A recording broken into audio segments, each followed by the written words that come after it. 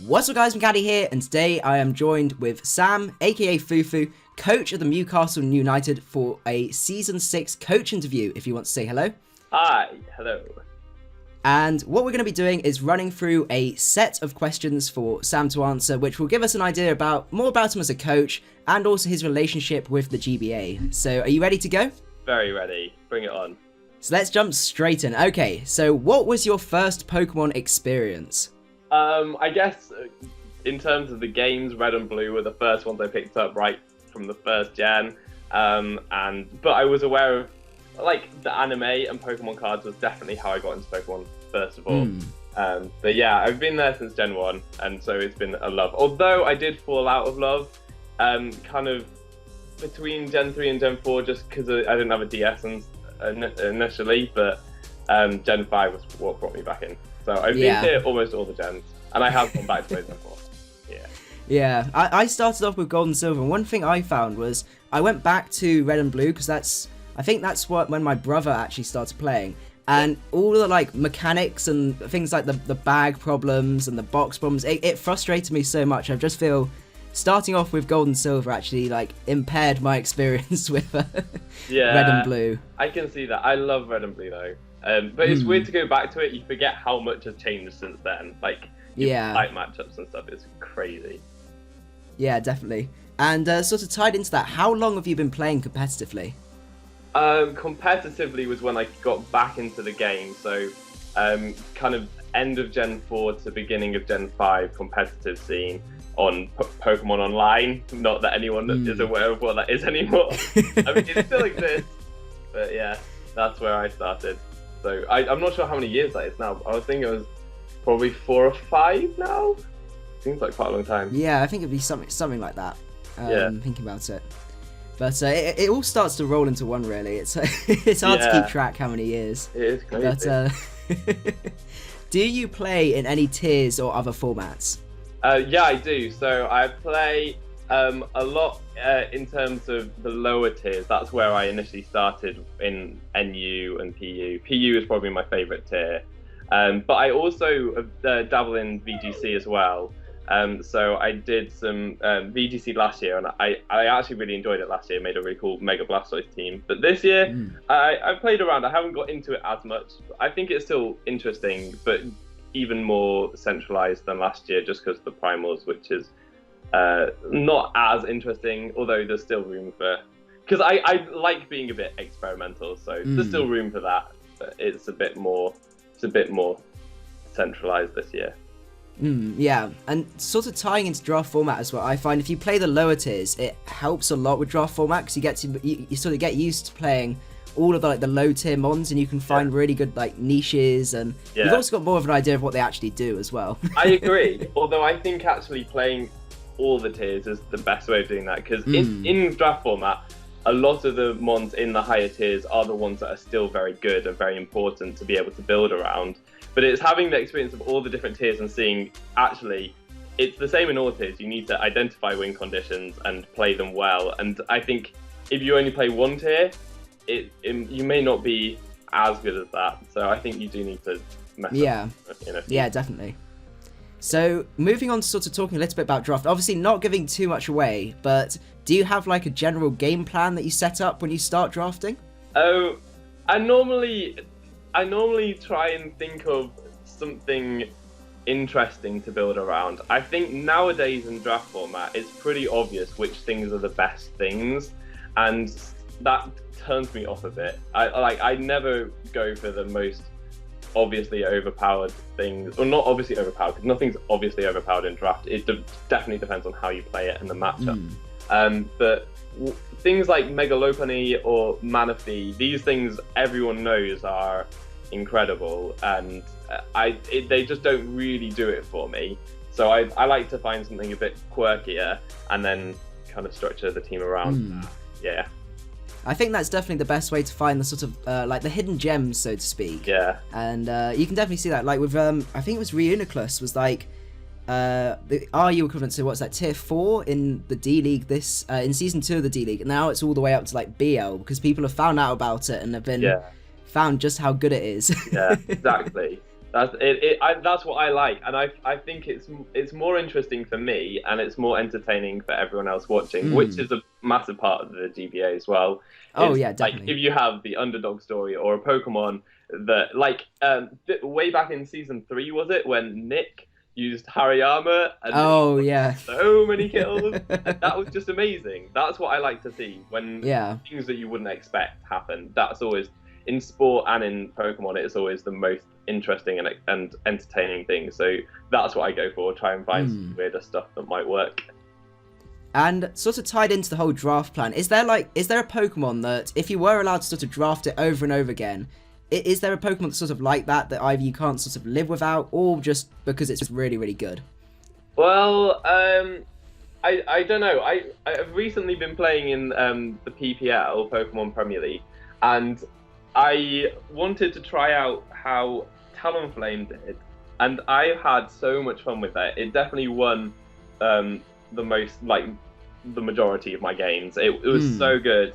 And the fact that it's like, yeah, you've got the Gale Wings priority is so valuable, and opponents can struggle to prepare for it because either they prepare for the Stormbreaker set and maybe are weaker to the Choice Banded set, or they prepare for an offensive Talonflame and then all their checks to it are actually really weak to being Will-O-Wisped and set up on. So I really, really enjoyed using it. Obviously, the issue with Talonflame is you have to then get really good support for it in terms of hazard removal and everything else. Yeah, definitely. So my draft would end up looking the same in every single league, and that's not what I'm about. But I think that it's definitely been the thing that I've enjoyed using most so far in Draft League. It's so good. Yeah, definitely. I think it's quite underrated at the minute. And it's just the fact you can build teams that's basically designed to take out the counters to Talonflame, and late game it's such a good cleaner. Yeah. And I think the issue is that in Draft League as well, I don't see that. I know that people know it's a good Pokemon, but if you want to use it, you have to build around it, and it has to be like on your hit list from the beginning. You probably don't pick it early round because it generally goes very late round, if at all. But you need it. You need to be thinking about it and building around it from your first pick. So that's the thing with Talonflame. It doesn't always excel because people don't treat it as it should be treated. Yeah. So moving on to Phase 2, this is a bit more about your relationship with the GBA. So what made you want to join the GBA? I really like the GBA. It's the original Draft League, so it's got that going for it. And all my friends are in it too. I know a lot of the guys who are there already. They're some of my longest friends in the community. So it's really good to be able to kind of be in this and with them and battle them, and it'll be really exciting. I was also in the GBA D-League Season 1, so I've got ties from way back when, and I actually won that, so I feel like I'm not really out of place coming here. So yeah, I'm really looking forward to it, and I can't wait to get started. And it's a really exciting roster this year as well. Some awesome new contenders, so that's really cool. It's definitely a really stacked season. Considering last season, everyone was saying how like stacked and heated the competition was going to be. This year's just taken it up in another gear, which is absolutely crazy, really. Yeah, it's pretty terrible. I'm really looking forward to it. Yeah. I'm just glad as like an analyst I don't have to worry about the matchups, but I know for you it's going to be pretty stressful. Yeah, it's going to cause some sleepless nights, I think. So sort of tied to that, is there a coach that you're looking forward to playing the most? Yes, probably Miguel.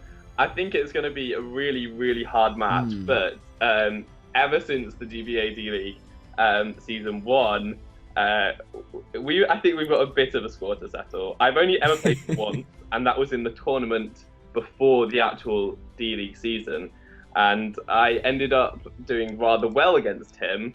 And we haven't really settled that score since.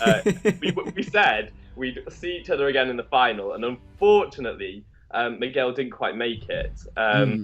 He just lost out in the semis. So yeah, it's been a matchup that's a long time coming, and it will be really interesting to see how that goes down. Yeah, I'm really looking forward to playing Miguel. So, is there a coach you're absolutely dreading to play or get matched up against? I think probably Chimp, Chimpact. I've watched his videos for the longest time, and he's a really, really cool player. He knows what he has to do every single turn, and very methodical. So, and yeah, I think that'll be a really interesting matchup. But that's just one person that I'm picking out. To be fair, there's a handful of people that I can imagine. Not that I think it's very achievable, but I just think it's daunting as well. To get consistent wins. We'll see how it goes. So, what are you most excited for during Season 6 of the GBA? I'm really excited to see this competition. I'm not aware of a league with such a stacked roster. I think there's going to be some really crazy things being brought. And so I'm just really excited to see how everyone does step up to face this competition. I think it's going to be pretty impressive. So, tied into sort of how stacked the competition is, this might be a really difficult question, but realistically, where do you see yourself ending up at the end of the season? It's a difficult question. I aim to do well. I aim to make it to the playoffs at the very least. Whether that I can actually achieve that remains to be seen.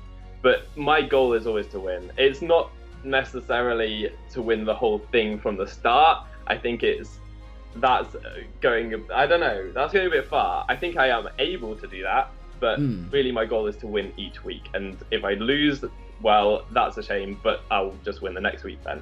Take it week. Yeah. That's what I'm going to do. I think that's definitely the best way to look at it. You don't want to look at all the people you've got ahead to face. You're probably better off just focusing one at a time and just try and get a win each for each of them.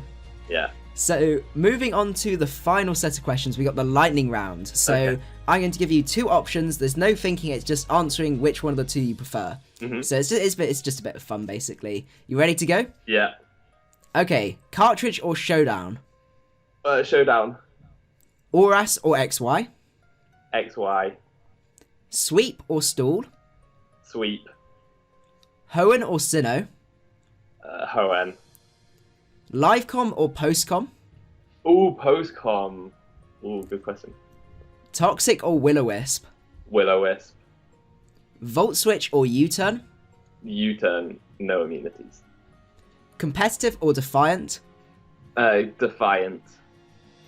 Acrobike or Mac bike? Acro. Play competitive or play for fun?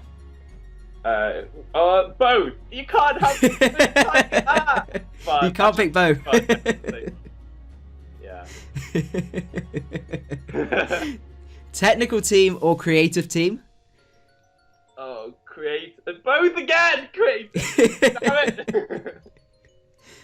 Trade or free agency? Free agency.